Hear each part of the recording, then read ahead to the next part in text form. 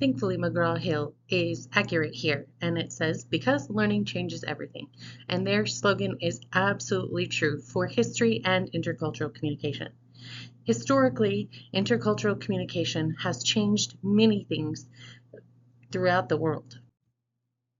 So for Chapter 3, we're going to cover from history to histories, history and identity, and intercultural communication and history. First, let's talk about the significance of history. What does history have to do with intercultural communication? My answer is a lot. But here it says, the history that we know and our views about that history are strongly influenced by our culture. When people from different cultural backgrounds encounter one another, these differences can be hidden barriers to communication. Different viewpoints can affect intercultural communication. This is very true in the case of the United States, where many of our textbooks were written from the perspective of people who are usually male and usually of European descent. So the histories of other people aren't always heard, like those of the African Americans that came on the slave trade, or the Native Americans who were already here before the European Americans arrived. So there are things that have shaped how we learn about history and what we learn about history. It's not always negative, but sometimes it is. So, political, intellectual, and social histories. Many different kinds of history influence our understanding of who we are as individuals, as family members, as members of cultural groups, and as citizens of a nation. Some people view history as only the information contained in documented events, like political histories, the focus on political events, intellectual histories, the focus on development of ideas, or social histories, which are focused on everyday life experiences of various groups in the past. So if I was to talk about social histories of the way that I was raised by parents whose parents and their ethnicities, heritages before them were German, Irish, and Swiss. So I was raised with a lot of the German food, Irish food. Switzerland doesn't necessarily have their own foods. They are influenced by Italy, France, Germany, and the other surrounding countries. But I ate foods that you may not have eaten, plus the area where I grew up in Minnesota, they like to celebrate their cultural heritages. So I have tried Polish foods, Danish foods, Norwegian foods. It's a very interesting, eclectic place. And that is all part of my history and all part of social histories of the people that I've interacted with. Family histories. Family histories occur at the same time as other histories, but are on a more personal level. Is it possible or even desirable to escape from the history of one's family? How might knowledge about your family change your feelings about who you are? So I have a friend who moved from Afghanistan to the United States because of his family history. His family had a history of promoting women's rights in Afghanistan and helping out the U.S. military. These things made them a target for the Taliban in Afghanistan, and so they had to leave their home country to seek asylum in the United States. That is part of their family history now. National histories. Do U.S. history textbooks leave anything out? Well, of course they do. Or we wouldn't have books like The Lies My History Teacher Told Me, or Your History Teacher Told You. Go ahead and look it up. How do they reflect upon our national character, the national histories that we have? National history includes great events and figures, gives us shared notion of who we are, and solidifies our sense of nationhood. Do U.S. students learn much about the history of other nations and cultures? I would wager to say that we don't learn as much as other folks learn in other countries. However, if we do look at the national histories, we do learn about Winston Churchill of England, and we learn about Nelson Mandela of South Africa. We also might learn about Buddha and other religious leaders, but it's not necessarily a national history. So explore this. What does it have to do with intercultural communication? Cultural group histories. How are cultural histories important in the development of group identities, family histories, and the contemporary lives of individual members of those co-cultures? People may share a single national history, but each cultural group within the nation may have its own history. Cultural group histories help us understand the identities of various groups. Ignorance of the histories of other groups makes intercultural communication more difficult and more susceptible to misunderstandings. So I was also raised near the Pipestone National Monument, which is the place in the United States that makes the stone or harvests the stone for peace pipes. So that is part of the national history of the Native Americans. I also learned about Native American history because I grew up close to quite a few reservations, actually. I grew up on the Minnesota-South Dakota border, and then I went to North Dakota State University for college. So I learned a lot about the Sisseton, Santee, Sioux tribes. I have learned about the Dakota and Lakota there, and then I moved to Iowa and lived near the Potawatomi and Winnebago reservations. So I have learned about a lot of the Native history, although I don't know it all. I have certainly enjoyed learning about their histories and getting to know, especially the food, but getting to know what their histories are like and what their beliefs encompass. The power of other histories. To make sense of the complexity of the past, many cultures developed the grand narrative to explain the past and, in part, the future. Many other stories have arisen that have challenged the grand narrative.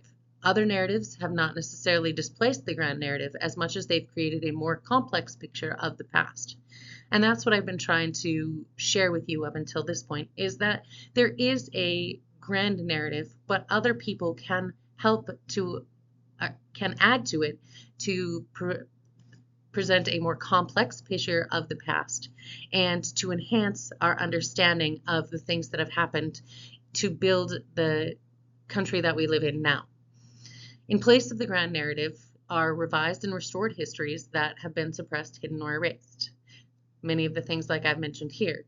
Recovering various histories is necessary to rethinking what some cultural identities mean. Inequities influence how people think about others, how they believe, and how they think about themselves, their identities.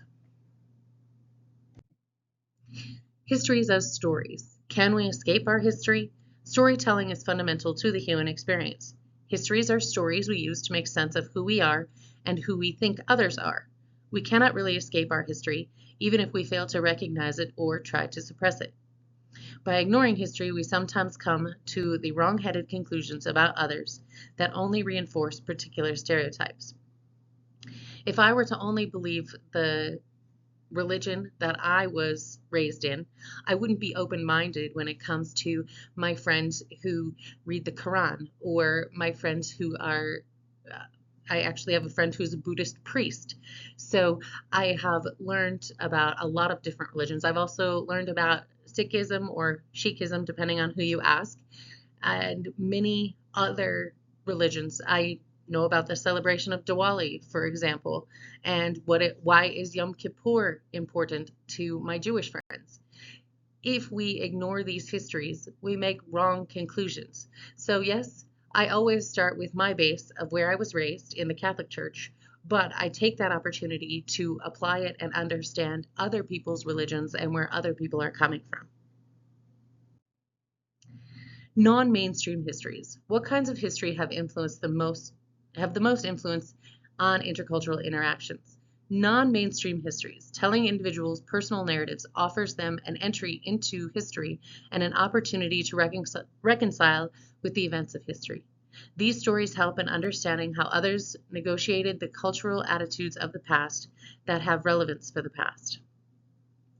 So these include religious, gender, sexual orientation, racial, diasporic, colonial, I missed the word ethnic, social, economic class, class histories, and most influence on intercultural interactions. So I've mentioned a few of these here.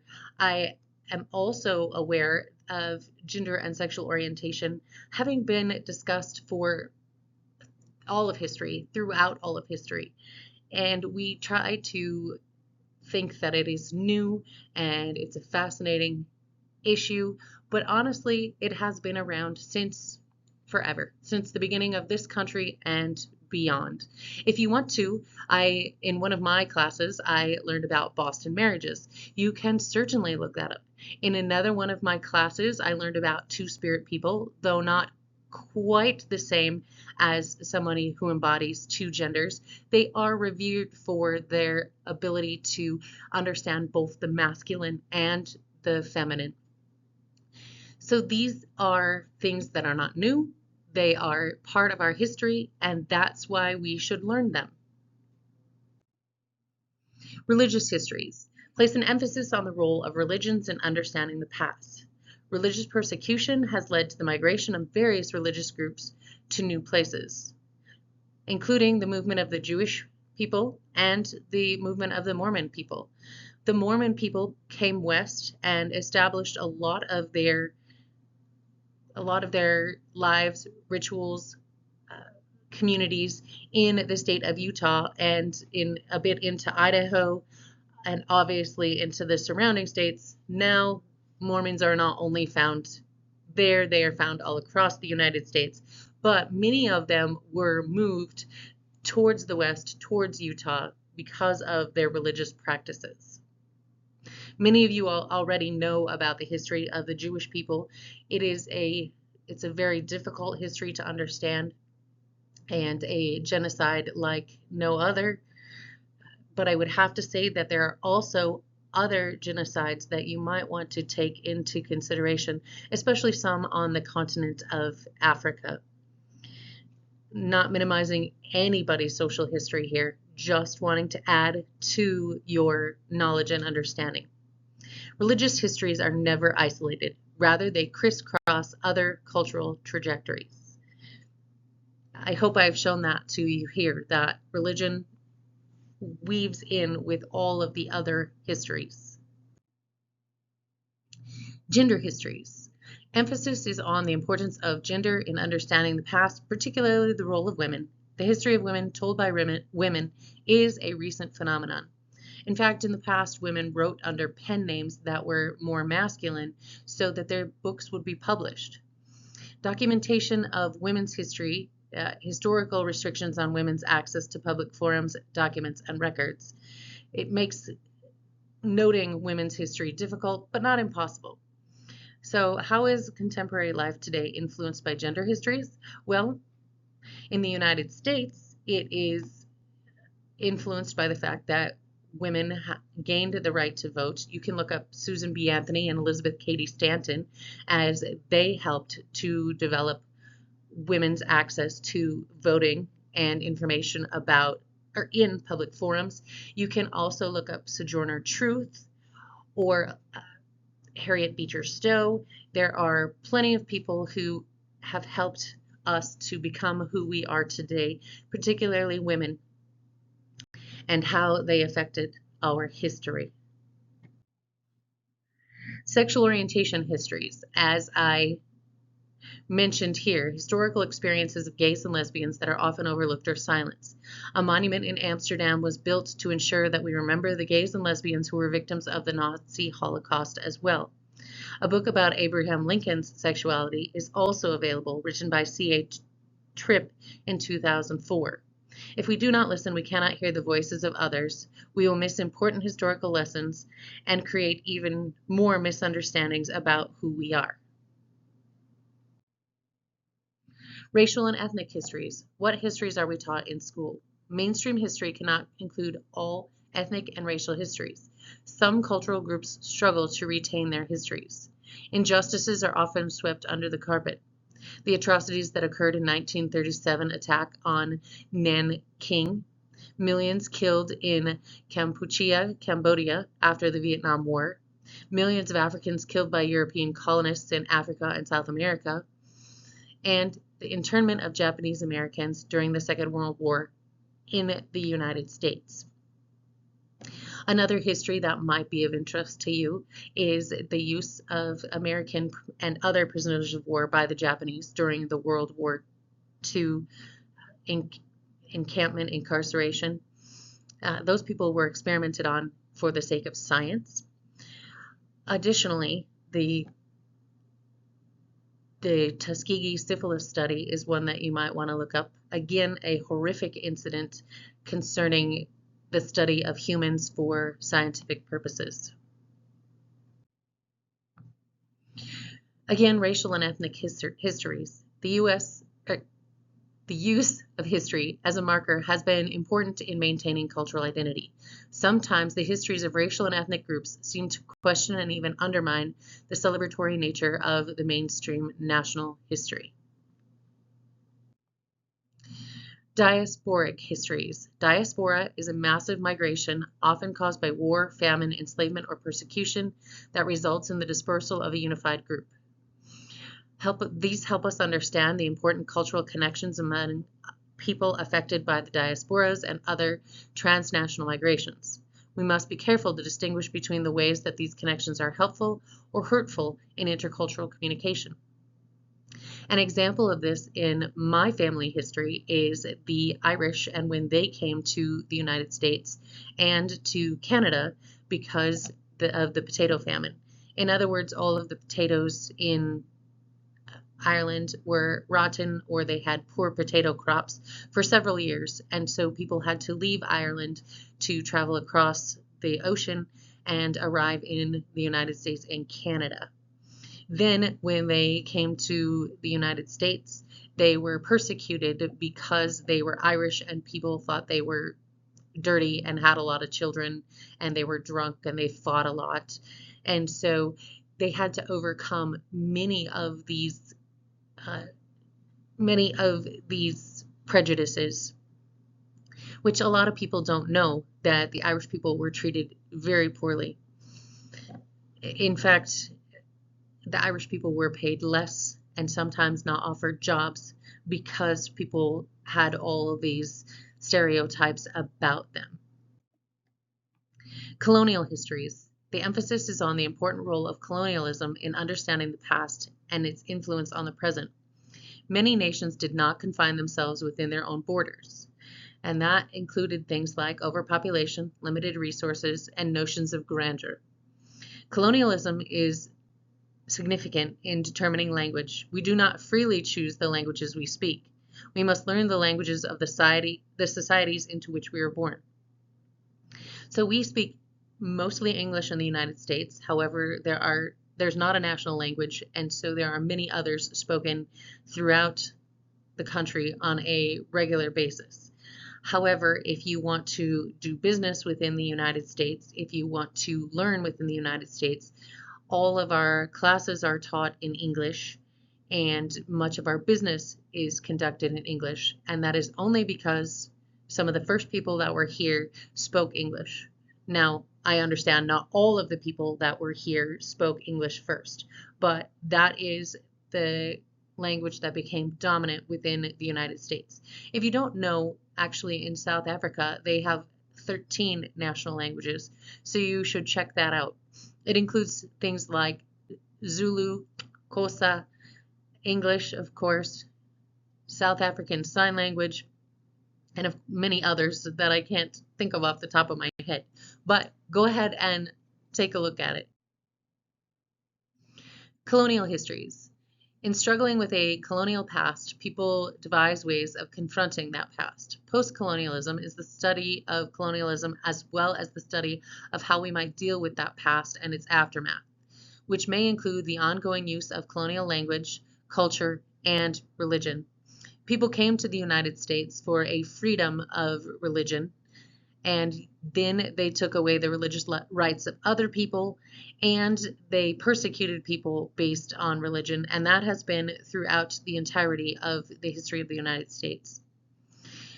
Post-colonialism is a call to make a break from the colonial past and to examine the violent actions and erasures of colonialism.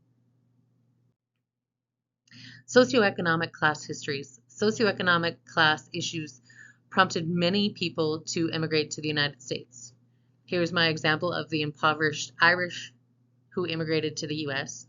The socioeconomically disadvantaged are not the only ones who immigrate. Affluent Russians moved to Paris after the Russian Revolution in 1917. Wealthy Cubans fled after the Cuban Revolution in 1959. There are also Germans who moved to Russia, maintained their status as Germans, their language as Germans, but they moved to Germany because Catherine the Great moved to Russia from Germany because Catherine the Great thought that the Germans were more intelligent and she wanted to bring the intelligent people with her to Russia. Socioeconomic class histories. Socioeconomic class distinctions are often overlooked in examining the migrations and acculturation of groups around the world. Kinds of locations the migrants settled and the employment they found often were marked by the kinds of capital, cultural and financial, that they were or were not able to bring with them. So if you know, in the United States, we don't always recognize the education of other countries, especially higher education. So when I was growing up, my dad and mom actually owned their own dairy farm and then went to work for larger, more corporate dairy farms. But on one of those dairy farms, there was a gentleman who was working as a herdsman or somebody in charge of the herd when he was actually trained in Venezuela as a veterinarian. But the United States did not recognize his education as a veterinarian, and so he had to accept a lesser job. This happens actually more often than we think when people come to the United States. They don't get to work in the socioeconomic class that they are used to working in. They work in a lower socioeconomic class until they can gain the education within the United States in higher education, which is often expensive, as many of you know. Historical legacies. Given these different histories that we have been exposed to and histories that have remained hidden from us, what are the consequences of the past? How have they changed the way that we live? Who we are? What can we hope for the future? Consider the ways the past has constructed how we live in the present and what we think should happen in the future. History influences intercultural interaction and how we learn about ourselves and others. Building intercultural skills. Chapter 3, The History of Intercultural Communication, allows us to reflect on the limitations of our understanding of the past and how some of those histories have been marketed to you. It allows us to think about how some of these histories are important to different people in different ways. Reflect on the history of your family. In what ways does this history connect you to the members of some cultural groups and distance you from members of other cultural groups? Understand the relationships between identity and history, and develop sensitivity to other people's histories. This is how we can build intercultural skills. I hope you can now understand why I believe in McGraw-Hill's tagline here, because learning changes everything. Learning does change everything, and the more we know, and the more we can interact with other people, even if they're not from the same culture as us, we can take the time to learn about them, where they're from, what makes them who they are, and what they bring to the table in terms of special talents and understandings that we might not share.